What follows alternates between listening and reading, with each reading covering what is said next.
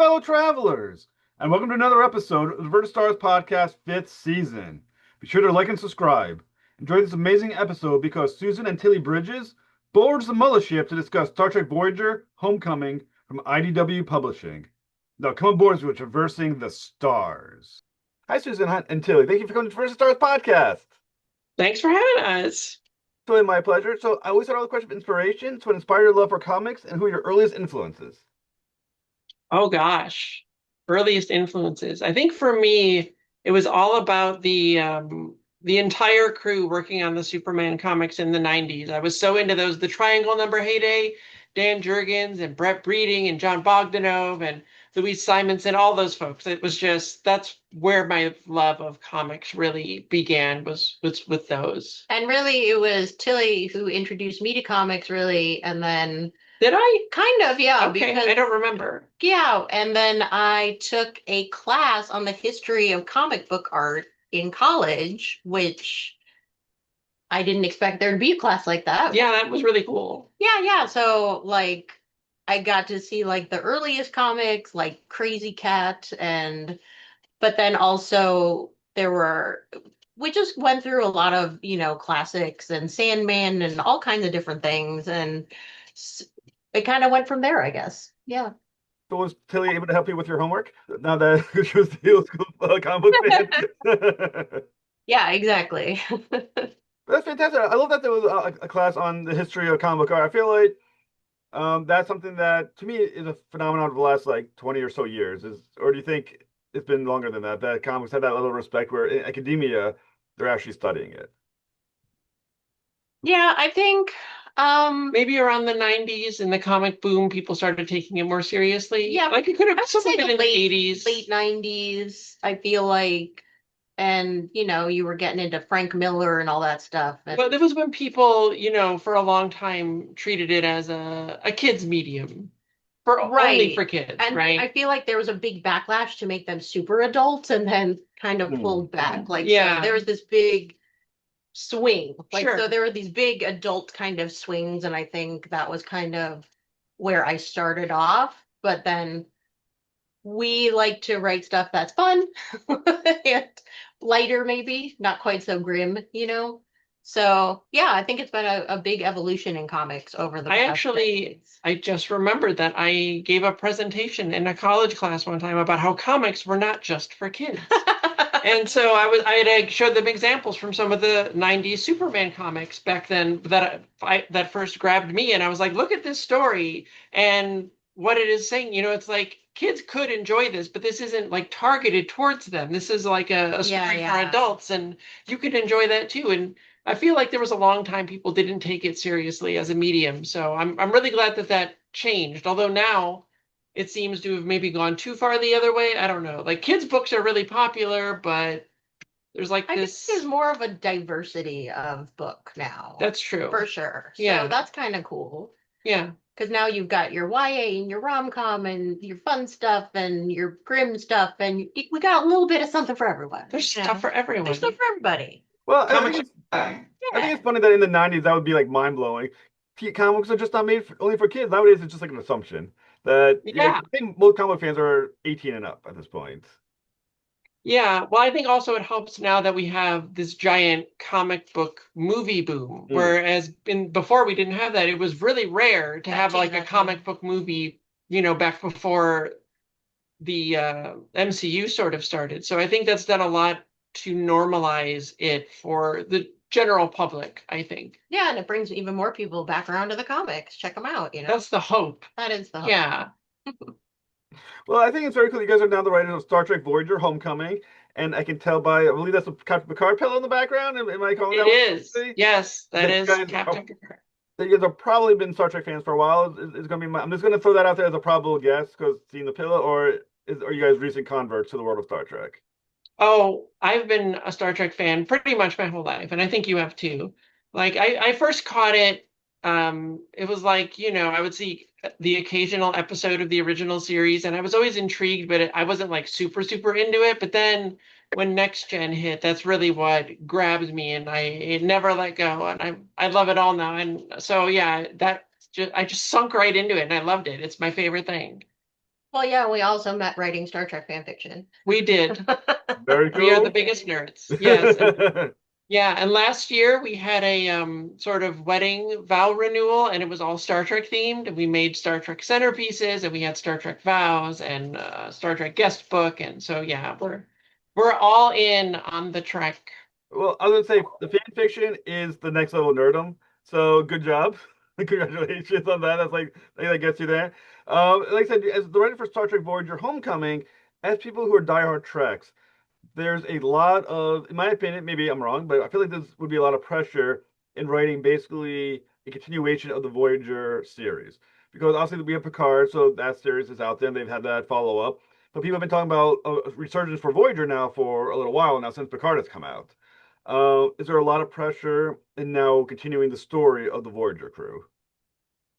There was some continuation with them in Prodigy, which we consulted on, but I think the biggest pressure was just that as fans of the show, I really love Endgame, but also I was a little sad at the end of it because you spent 7 years with them and you don't get to see them actually make it home. And so many fans, I think, have had a version of what that looks like in their heads for 30 years now since the show ended, I think. So, yeah, because it's it's the 30th anniversary, 30 years since it started. Yeah. So, that was very intimidating because we obviously cannot live up to whatever everyone has imagined in their own heads. We can only do the best we can and try to serve the characters as best we can. So I was definitely intimidated by that more than anything. How did you feel? I think also like everyone, wants their thing, and like we're telling a full story over 5 issues, so we can't get to all of it right away. And some people are just like, I wanted to just see them hug their families and stuff. It's like you can't have 5 issues of hugging. I'm sorry, like they wouldn't approve that. I don't think. There will be hugs. In fact, we have as many pages of reunion as we were allowed to have, so you will get them. Actually, maybe a couple more. Well, This week. Yeah. I mean, assuming this series is as popular as I think it will be, are you guys gonna be allowed to write Star Trek Voyager the Hug annual? Like, and you just gonna have like the full annual issue of just hugging coming off this? Is that possible, or you're gonna ask for that, request it? That's not really a thing we can request. It sort of comes from the top down from Paramount over there. But I mean, if they wanted us to continue it, if it was popular enough, we would be absolutely delighted to. But as is designed, it is a 5 issue story. So there will be an actual ending. It will wrap up. And we would love to continue it beyond that if IDW and Paramount believe that it's worth doing. But that's out of our hands. So.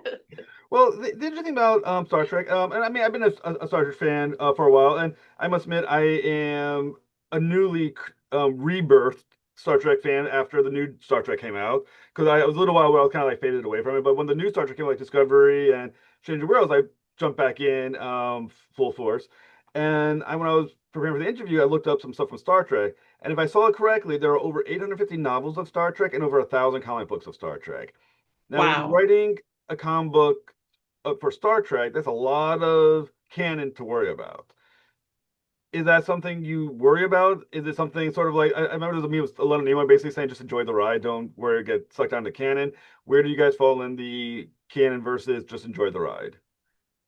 I think there's a happy middle ground.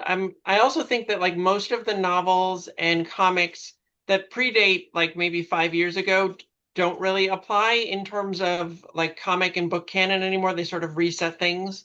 So we don't have to worry about that for sure. But there is it's a concern when you're scripting that you want to make it fit within the show, but not just fit within what the show did, but feel like part of the show.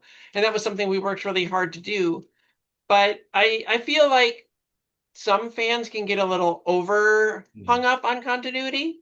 I think continuity is great and it is there to serve, the larger world, but I don't think it's the most important thing, right? The most important thing is that you're telling a good story and there's these great character moments and character growth and development, and you're getting to spend time with characters you love. And I feel like that's more important.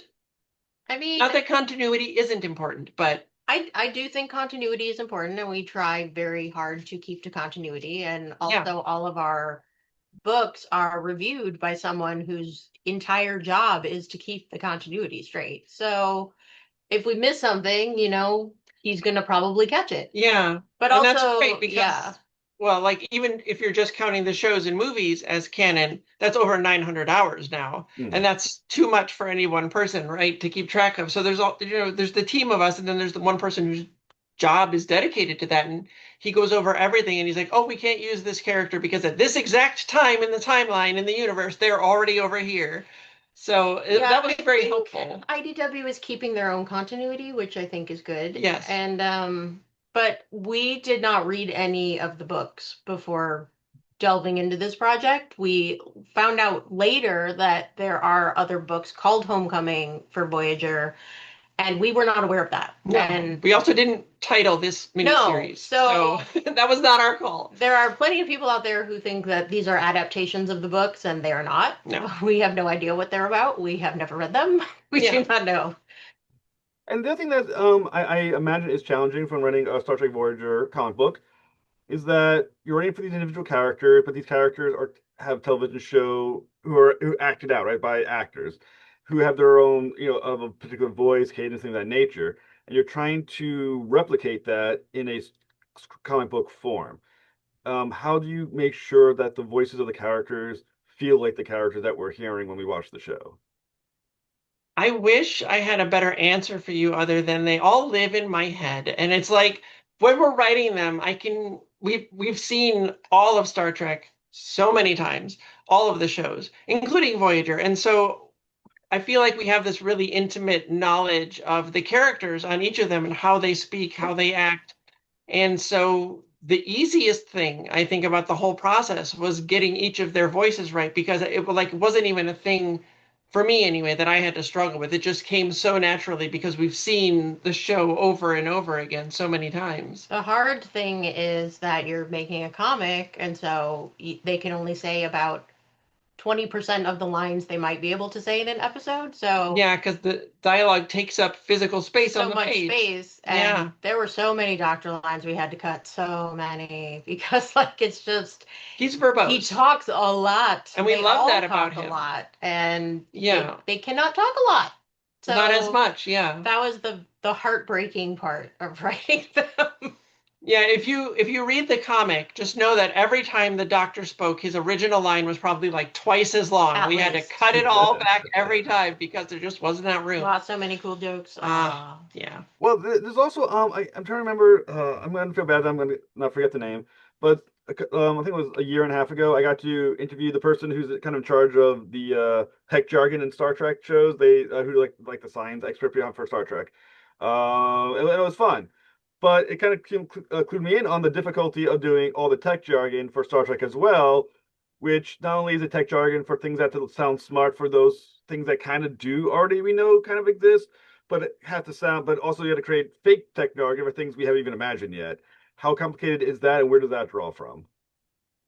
I kind of have the same answer because we've seen so much Star Trek that I feel like even the techno babble comes kind of easily. It's just we have to reroute past the secondary injunction stabilizer, and that's just how they talk. And so, every once in a while there might have been a thing I'm like, I'm going to look up something. Like, how does this one piece of, futuristic fake technology work within the universe and try to tie something into that. But most of the time it's just what sounds fun and possibly plausible. And I don't know, did you have any struggles with it? Think about if we had some really technical things, but not too much. I mean, some making the sensors work when they wouldn't normally work, that happens in practically every episode. It's okay, we'll just come up with something. I modified a probe. Yeah, there you go. You modified a probe and now it works.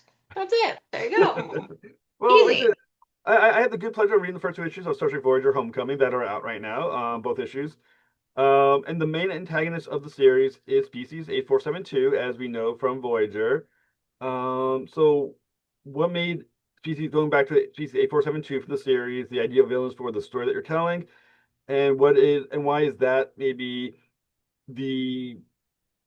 sort of the iconic threat for Voyager's crew versus, let's say, Borg being the next generation people? They actually weren't our first choice, but our first choice was unavailable due to other things going on in the universe. And so we sort of went back and forth with Heather Antos, who is the Star Trek group editor at IDW, and Paramount, sort of discussing what the best fit would be.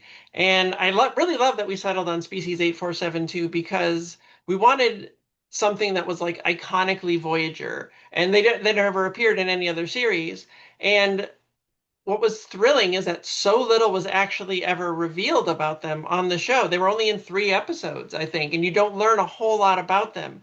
And that actually gave us a lot of freedom to explore what their culture was like and what life is like for them in fluidic space. And so we got to sort of invent a lot of that for them, and that was really, really cool. And I think also because they were like a fully CG alien, like it was too expensive to show them a lot. Yeah, back then especially. And so, like, we really, maybe not yet in the first 2 issues, but we get to see a lot more that would have been far too expensive to put on Voyager at the time, I think. Like, it would have just not been possible. So I think that's also kind of fun too, because you can just kind of go wild.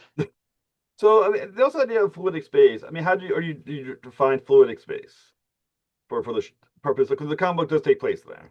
Yeah, it's like outer space, but it's full of fluid. It's like outer space underwater, but the water's pink and not pink, it's orange and green. Yeah, I don't know if there's like a more in-universe explanation as to what that fluid is and why it exists that way, but like everything in there is organic. So Right, so the ships are organic. 8472 ships are organic. Yeah, their ships are organic. Any bodies in space, like moons or whatever, are also made of like organic material. Right.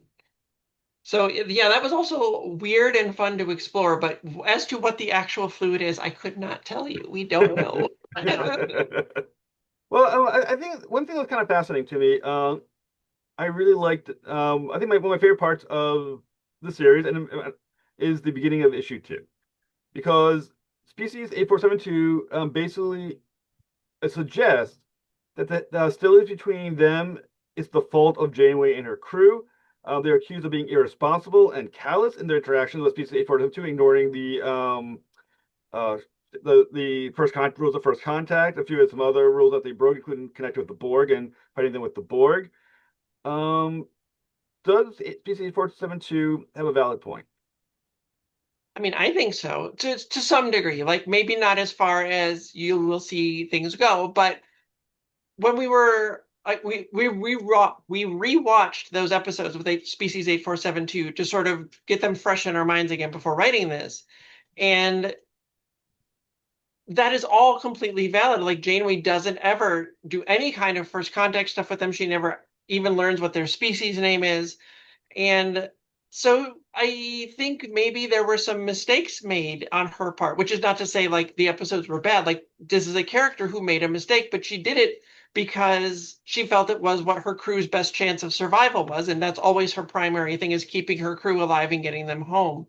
So I think it put her in a lot of really difficult situations, which is part of what I love so much about Voyager, is all of the sort of ethical dilemmas that Janeway got put through and how she had to make those really hard decisions with no backup, no support, because Starfleet Command, they couldn't even talk to them. They were so far away. And so, it was all on her. And so I really like getting to explore consequences of, some of the things, some of the decisions that she made. Yeah, and you always have a better villain when the villain has a point. I mean, it's kind of interesting because obviously one thing that us fans love to do is compare captains. Like Picard, the wise ambassador, sort of, and Cisco, the one they punch his Q in the face kind of thing. And where is Janeway in that continuum of obviously usually it's I think Picard usually on the one side the ambassador, and you have like Kirk who's like the shoot first, ask question later captain on the other side. Where do you have Janeway in that continuum?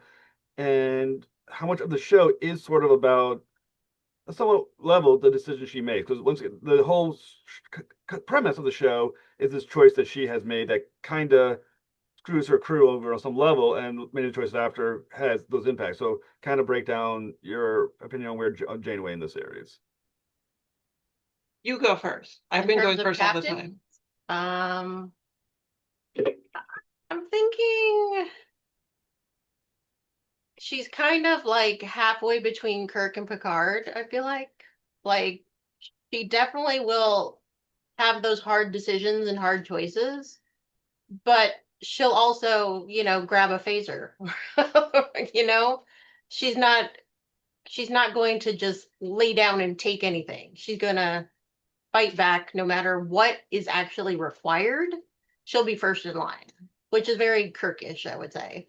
Yeah, I think what I really love about her is that she has all of these really difficult decisions to make, and she weighs them and she agonizes over them. But once she's made that decision, get out of her way because you will not stop her. She is like so resolute in her determination. Yeah. Once she has made those decisions, she weighs them carefully, but when she decides, there's no second guessing. She's straight on through. And so I feel like she's in that way like the most reliable captain. Like she will make a decision and she will stick to it, and there is nothing in the universe that will change her mind once she is sure that she's on the right course. So I love that about her. And we're gonna go back and forth with one of the other character, but if it's too much of a spoiler, please call it out, and I will edit it out. But the ending of the second issue, to me, it feels a little bit like a callback to a decision she made at the beginning of the series for it to start. Is this kind of viewed as a mistake coming full circle for her? I mean, that she's making yet again. Is this just just kind of how fate kind of continues, or how do you view that decision that she make in the larger context of the decisions she has made in the past? I really wanted to have that moment for her in there at the end of issue 2, sort of from the start, because one of the things that we wanted to explore was after everything that they went through and that she went through to get these people home, to get that close and then have it snatched away from you, how would that change your outlook? How would that change what you would do? Are there still lines you wouldn't cross? And for her, there still are. There are lines she will not cross. And she wants to get them home more than anything. But given all of that, would she make that exact same choice again? And she would, because that's Janeway. She knows that is the right decision. She is resolute. She's going to save those billions of people if she can, even if it means stranding herself and her crew again. And that eats her up inside, but she knows that that's the right thing to do. And again, even though that will seemingly condemn Tuvok to his neurodegenerative disease. Yeah, I think that's fair, because I think Janeway will make the hard calls, but she's gonna personally feel bad about it. Like there's no situation where she's like, you know what, I don't feel bad. This is what I need to do, and so I'm gonna do it, and I don't feel bad. She doesn't have that. No. She still thinks about it. I don't think it's a second guessing even. It's just being human. Yeah. And I think maybe it was even harder for her to make that decision the second time, because not only have they gotten so close, but Tuvok is like one of her oldest friends, right? They have this really close relationship that goes back years and years and years. And so for her to know that would be stranding him from the help that he needs, but that she still had to do it to save Earth and possibly the entire Alpha Quadrant. She's like, that's what I have to do, even though it sucks. And we would have loved to dig into that, but there aren't enough pages. Yeah, we're using our pages as much as we can, squeezing as much into them as we can fit. Well, I mean, just like in the first time she made a major decision, because she's the captain, she's the one who does make the buck stops with her. She makes the decisions. It's how it is. It happened in the first 7 years from this point of view with her crew. Again, she's making a decision without asking her crew because she's the captain. She doesn't have to. Does the whole crew agree with what she's just decided to do? And is there going to be any discussion of members of the crew thinking, "Son of a bitch," I don't want to go through this all over, or is that, like you said, pages are at a premium, so we don't touch on that. I think you see it a little bit towards the end of issue 2 when Chakotay, he calls her Catherine, right? And he only does that when he's getting very serious about something. So he's like, "What are you doing?" Right? But I think over the 7 years that they spent trying to get home together, that they've all sort of we've seen them come together on a sort of a consensus about a lot of these things. And I think that they trust her implicitly, even if they don't always agree with her decisions. So I think, I mean, there might be a little bit of it in there, but there's a whole lot of other stuff we also have to fit in. So Yeah. I know that, as you mentioned, Tuvok's illness, which is a major part of the story as well. And Tuvok's such a great character. I don't know if you guys got to watch Star Trek Com, but he's also in that as well, apparently, from the days of Star Trek 6, which is really kind of cool. Anyways, sorry, I was very excited to be able to have Tuvok in that as well. But as he has that illness, how screwed is the crew without Tuvok? How much is he kind of like that piece that gets him through most of the crap that happened throughout 7 years of Voyager? How bad position they are knowing that Tuvok is not can't function for them right now. I think you will see that play out in some of the future issues that, Tuvok's not on the bridge and what happens when Tuvok isn't on the bridge to handle the things that he handles when he's there. And I think also because he's, an important member of their family, of their crew. And so they're all really worried and concerned for him. So I think it has a big impact on them. And although that I have to say that was one of the things that was a little not necessarily the most fun thing is that, we had to pick up right where Endgame left off and that Tuvok had already contracted that disease. And so we have to deal with it throughout the whole series. So it was like we never got to just have, the usual Tuvok.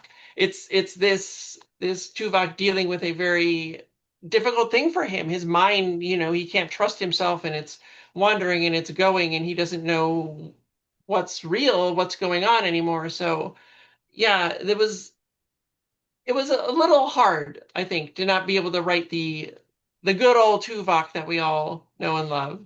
Yeah, I'm a big Tuvok fan, You so are. that is sad. Yeah. But like also there's so many characters and like with this book, especially like the first issue, we had to make sure it was accessible to people who hadn't necessarily seen Voyager in almost 30 years. Like, so you need to kind of sum up what Voyager is, what happened to them, how did it all start, and now and where they are at the end of the show, and then pick up the story. And there's like 8 characters that you have to keep track of, and you only have 20 pages. There are 8 main characters like, from Voyager.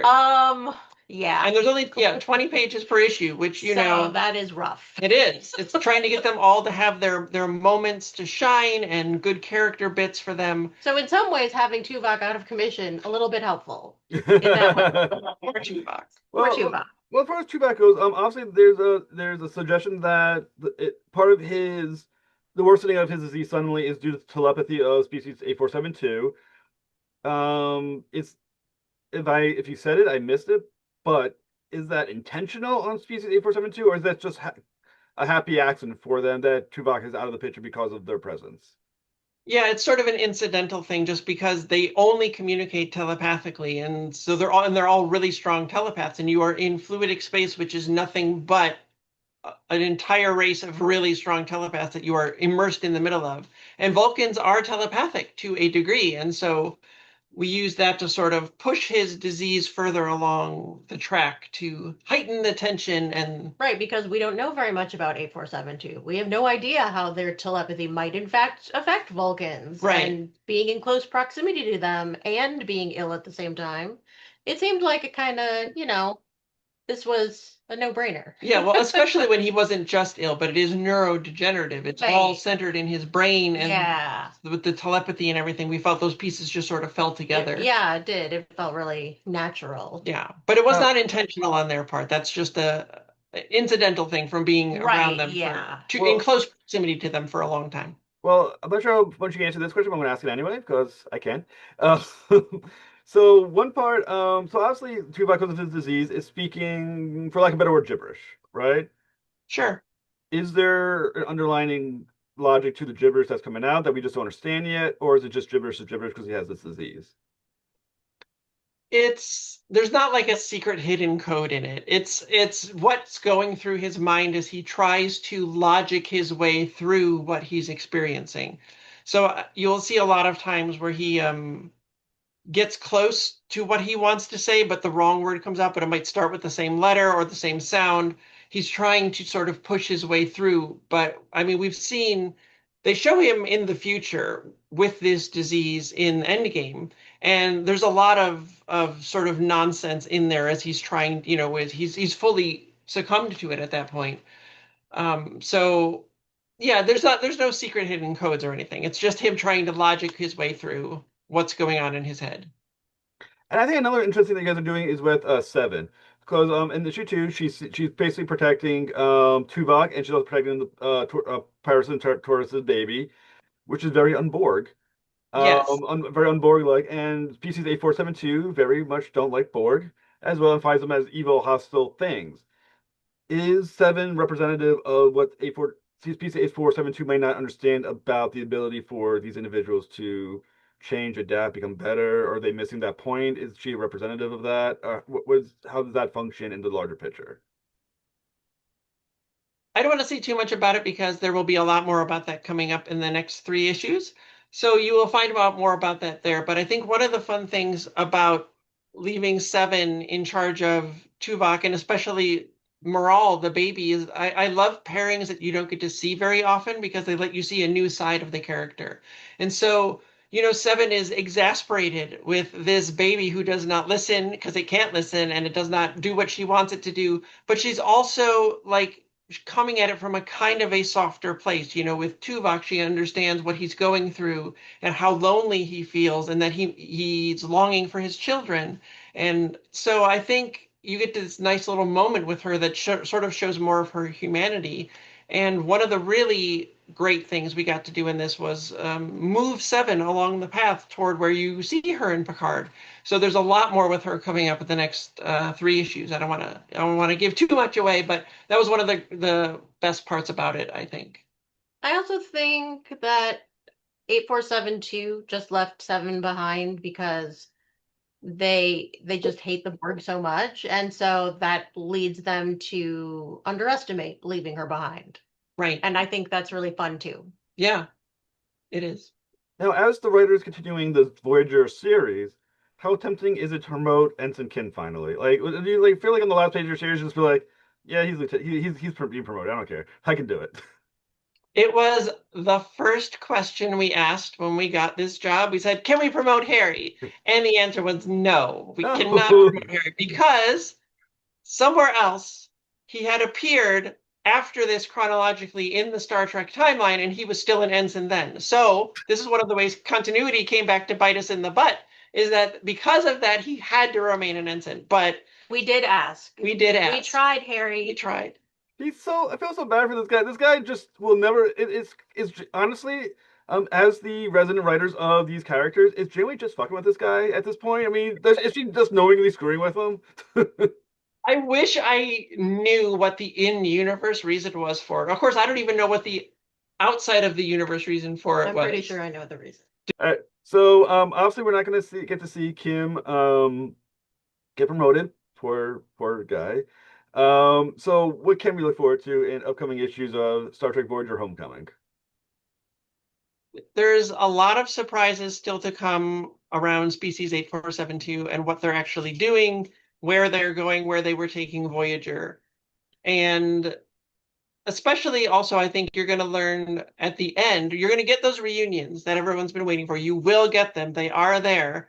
And you're going to find, this was one of the hardest bits to write, but one of the most rewarding bits was you're going to find out exactly what Starfleet and the Federation mean to Janeway. And because of that, you're sort of in a roundabout way going to find out what Star Trek means to the two of us. And so that was a really, I think that was my favorite thing of the entire series was that. I don't want to tell you what that is, but you will find out before the series is over. And it's sort of the sort of thesis of the whole series and sort of what we feel like Star Trek is. You have more? No. Add. I know. Well, like I said, I'm enjoying the series so far. I'm glad to see a continuation of the series. Well, thank you so much, both of you, for coming on the show. Thank you. It was a great pleasure. And now I'm going to be thinking about what the reason may be for the rest of my night. So thank you. Have a Well, great thank night, you you for guys. having us. And thank you It's been guys so wonderful. much. Thank you.